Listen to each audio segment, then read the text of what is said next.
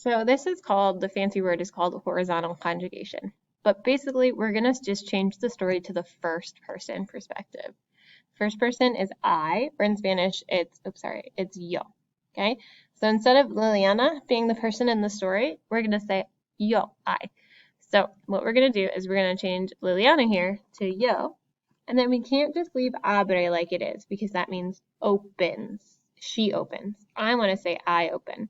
So if you remember, in Spanish, when you say I do something, it almost always is going to end in the letter O.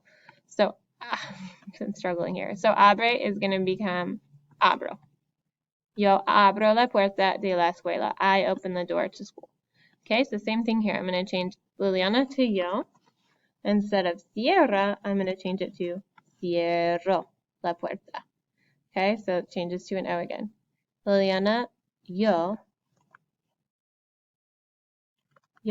nunca, same thing, cierro la puerta. El profe Fensel dice. This isn't going to change because I'm not doing the action here. I'm still talking about profe Fensel. So he says is going to stay the same. Cierra la puerta. He says close the door. Pero yo no cierro la puerta.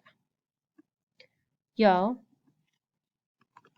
nunca cierro la puerta.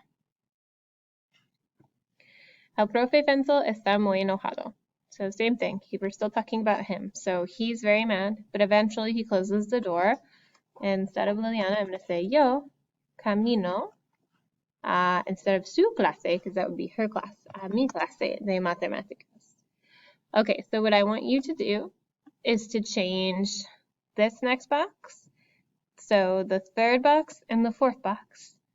On this document, you're just going to change it here, and you're going to share it with me to grc@mevsd.us. I'll put that on the agenda too.